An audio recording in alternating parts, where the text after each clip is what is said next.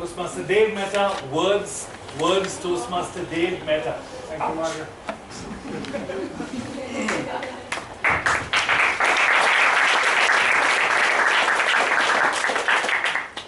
I remember that day in class 2 as if it just happened yesterday. I was all of 6 years old when I was asked to play the role of the king's minister for my school's play. For the part, I was required to stand up from my chair and say, "Maharaj, ye anyay hai," among other lines. I remember doing that and there being a loud and thunderous applause, especially from my parents who were seated in the front row. That was truly a great day for me. And not because many people came up to my parents and told them that they saw a future movie star in me, but because that's my last memory of having said all my lines without any hesitation or any fear.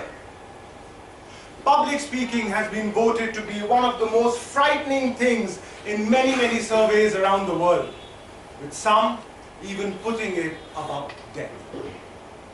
Now this may seem to be like a little bit of an exaggeration for a few of you here, but for me, it was as real as it got. For at the age of 6 or 7, I had developed a stammer. No one can actually say why or how I actually got it, but I remember my parents often telling me that it was primarily because I used to mock a friend of mine who also had a stammer. Talk about karma. Growing up with a stammer is virtually unimaginable for all you fluent folk here. After all, how difficult can it really be to just say your name? Even a 3-year-old can do it. But let me try and give you an idea of how it really feels. Imagine you wake up one morning feeling as sprightly and as bubbly as ever. You wake up, you have a shower, put on your best designer clothes, spray a generous load of that lovely isi miyake you just got, and get ready to face the day. However, just as soon as you take one step outside your door, an invisible hand comes from nowhere and gives you a punch on the face, only to disappear the very next second. How do you feel? You feel a little flabbergasted. You feel a little shocked. But you brush it off as just a minor aberration, primarily because you've got that fantastic sizzler that you are going to have for lunch on your mind. So you go along on your merry ways, and but soon, as you just take the next 20 steps to your porch, that invisible hand comes out of nowhere again, gives you a massive punch on your face, only to disappear the very next second. Now, you are truly scared. You are truly shocked because you are unsure of what the future holds in store for you. Well, that is exactly how I grew up. How many times have I told my teacher in school that I didn't know the answer to the question when I absolutely did?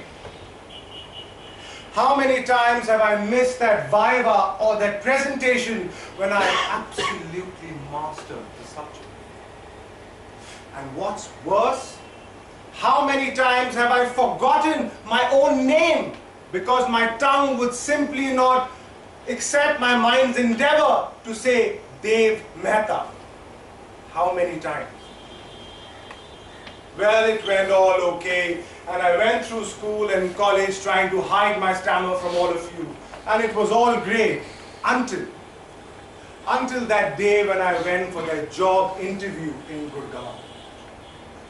I had to have set the record for the fastest interview ever because I was in and out in exactly 50 seconds.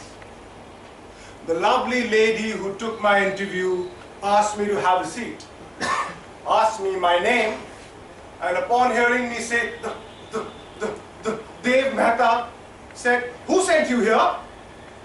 before very, very politely asking me to leave. I was broken. I was very, very shattered on that day, and my confidence had hit an all-time low. I realized I needed help. So I went to see many of the speech therapists and hypnotherapists in Delhi, who made me do the most bizarre things in the world, like speak with marbles in my mouth, or lying prostrate on the floor for hours on end trying to control my breath. Needless to say, it never worked. It wasn't until I was 35 years of age did I actually come across the Maguire program, which had only recently come to India.